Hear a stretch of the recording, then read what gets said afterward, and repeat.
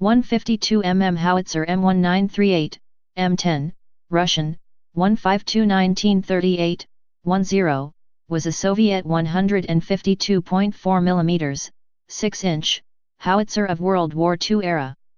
It was developed in 1937-1938 at the Motovilica mechanical plant by a team headed by F. Petrov. Although production of the gun was stopped in 1941, it saw combat with the Red Army until the end of World War II and remained in service until the 1950s. Captured pieces were used by Wehrmacht and the Finnish Army. The latter kept the M10 in service until 2000. In a tank-mounted variant, M10T, the gun was mounted on the KV-2 heavy tank. Development history. By the early 1930s the Red Army, RKKA, started to look for a replacement for the 152 mm howitzer M1909 and the 152 mm howitzer M1910. Those pieces, developed before World War I, had unsprung fixed trail carriages and short barrels, which meant poor mobility, insufficient elevation, and traverse angles and short range. Although both pieces were eventually modernized, resulting in the 152 mm howitzer M1909/30 and the 152 mm howitzer M1910/37 respectively, these were relatively minor upgrades which brought only limited improvement in some areas and didn't address others. It was clear that a completely new design was needed. However, at that time Soviets had little experience in developing modern artillery pieces.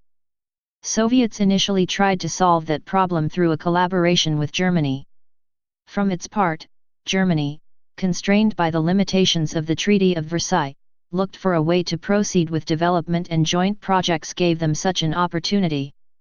Among other weapons supplied by Germans was a heavy howitzer, designated in the USSR 152 mm howitzer M1931, NG. Soon the Motovilica mechanical plant, MMZ, was entrusted with the production of NG. However, only 8 pieces were completed in 1932-1934, and then the production was stopped. The design proved to be too complicated for the Soviet industry of the early 1930s. The same fate befell some other designs, e.g. the 122 mm howitzer M1934 or 20 mm and 37 mm autocannons, and was considered somewhat heavy, 5,445 kilograms in traveling position. But these early failures gave Soviet developers some valuable experience. In 1937, F. Petrov and his design team at the Motovilica ordnance plant started work on a new design, the M10. Technical papers were submitted to the Artillery Directorate on August 1, 1937, and on November 2 the first prototype was completed. Ground trials, 1925 October 1938, featured 2 pieces, number 302, L/25 barrel with constant rifling, and number 303, L/20 barrel with progressive rifling. The number 303 was found to be superior. The trials also revealed numerous defects in the gun construction. The howitzer suffered from insufficient upper carriage strength, leaks in recoil buffer, unreliable suspension, etc. For Army tests early in 1939 an improved design with lengthened barrel was presented. Another series of Army tests followed, from December 22, 1939 to January 10, 1940, but even before it started on September 29, 1939 the gun was adopted as 152 mm divisional howitzer model 1938. Later the word divisional was removed from the designation. Production history. The M10 entered production at the plant number 172 in 1939. Until the end of the year 4 pieces were manufactured, 685 more in 1940 and 833 in 1941. About 340 barrels for KV-2 heavy tanks were also built, for 334 serial production tanks and a few prototypes and experimental vehicles. Soon after the outbreak of the war mass production of the gun was stopped. The following reasons are typically cited. The M10 was considered too heavy for divisional artillery and not powerful enough for corps artillery. Problems with manufacturing process. Lack of requirement for this type of weapon during the defensive phase of the war. Some found these arguments questionable. Later in the war, Corps artillery employed the 152 mm howitzer M1943, D1, with the same ballistics. Production rates were growing. Even early in the war, the Red Army wasn't passive, but tried to attack at every opportunity. Moreover, howitzers are certainly useful in defensive combat too, e.g. for suppressing enemy howitzers. A historian M. Sviron offered the next explanation instead. Shortage in powerful artillery tractors. Problems with maintenance and repair. Complexity and steel intensity of the carriage. Soviet ordnance plants either were lost or were busy performing higher priority tasks. Description. The M10 was much more advanced design compared to older Soviet 152 mm howitzers. It had modern split trail carriage, which allowed for much larger traverse. The trails were of riveted construction. The carriage was equipped with suspension and with wheels from the ZIS-5 truck, meaning higher transportation speed. The barrel, much longer than that of older designs, was fitted with an interrupted screw breech block with recoil devices consisting of hydraulic recoil buffer and hydropneumatic recuperator. The recoil length was variable. Gun shield provided the crew with limited protection from bullets and shell fragments. Unlike its eventual successor, the D1, the M10 was not equipped with a muzzle brake. While softening recoil and thus allowing lighter carriage, a muzzle brake has the disadvantage of redirecting some of the gases that escape the barrel toward the ground where they raise dust, revealing the gun position. The gun could be towed by an artillery tractor or by a horse team. In the latter case, a 400 kg limber was used. Organization and employment. Under the organization of 1939, each rifle division had a howitzer regiment with a 152 mm howitzer battalion, 12 pieces. In July 1941 these regiments were cancelled.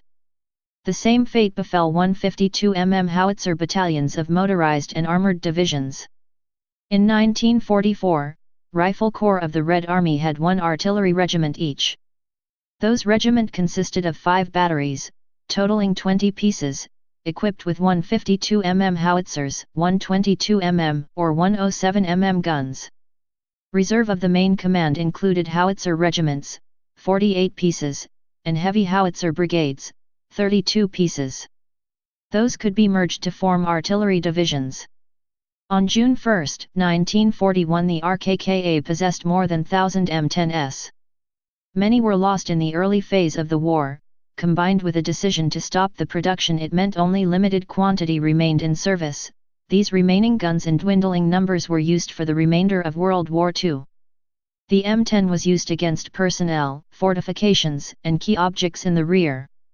Many guns were captured by the Wehrmacht early in the war, and adopted as 15,2 cm SFH-443, The Finnish army captured 45 pieces and further 57 were purchased from Germany in 1944.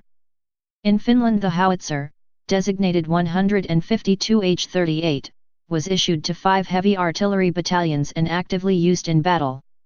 Finns rather liked the gun, but considered it somewhat heavy. After the end of the hostilities, the M10 remained in the Finnish service. In the 1980s there were some considerations of modernizing it, but the idea was dropped. The guns were stored in the army depots until 2000 and then they were finally retired. The surviving M10 howitzers can be seen in various military museums and war memorials, for example in the Museum of Artillery and Engineering Forces, St. Petersburg, Russia. Brest Fortress. U.S. Army Ordnance Museum. Helsinki Military Museum. Hämeenlinna Finnish Artillery Museum. National Military Museum, Romania, Bucharest. Military Museum, Dej, Romania. Variants. In addition to the towed howitzer, a vehicle-mounted variant was developed for use in KV-2 heavy tanks. This variant 152 mm tank howitzer M1938, M10T, had a shorter barrel. A single prototype with powder bag loading was built in 1939. Summary. The M10 project provided the RKKA Corps artillery with a modern 152 mm howitzer, which combined good firepower with good mobility, although, as the example of the D1 shows, the latter characteristic could be improved without compromising the former. When compared to a typical contemporary howitzer of similar caliber, the M10 had shorter range, but was lighter.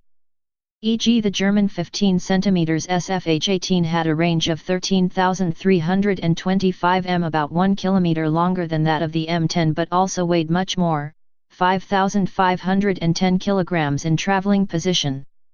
The same can be said about the US 155 mm howitzer M1, 14,600 m, 5,800 kg, or 149 mm howitzer manufactured by the Italian Ansaldo, 14,250 m, 5,500 kg. A German howitzer with characteristics similar to those of the Soviet one, the 15 cm SFH-36, didn't reach mass production. Compared to older pieces such as the French Schneider model 1917, 11,200 m, 4,300 kg, the M10 had advantage in range and comparable weight. Ammunition. The M10 used separate loading ammunition, with 8 different charges. The charges ranges from the full charge ZH-536 and smaller charges ranging from the 1st to 6th, which was the smallest. A special charge was used with the BP-540 heat projectile. Propellant charges were produced in full and third variants in munitions factories. All other charges were derived from them by removing small gunpowder bags from charge cartridge. For flash suppression there was a special chemical mixture which was inserted into cartridges before night firing. 152 mm projectiles for the M10 weighed about 40 kg, making a difficult job for loaders, who had to carry the projectiles alone. When set to fragmentation mode, the AV-530 projectile produced fragments which covered an area 70 meters wide and 30 meters deep.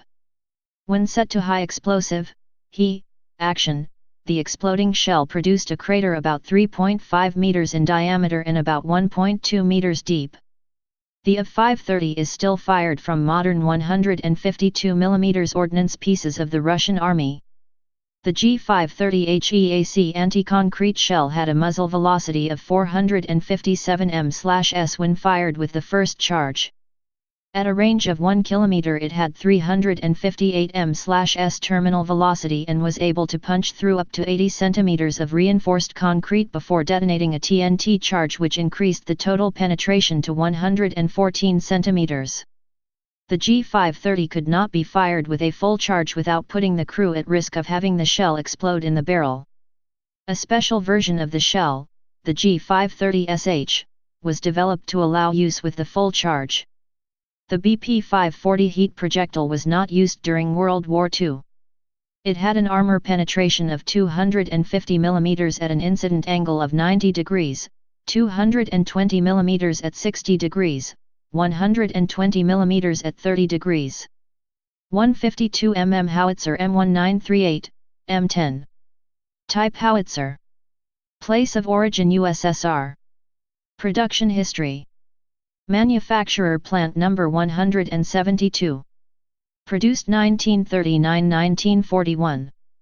No built 1522. Specifications.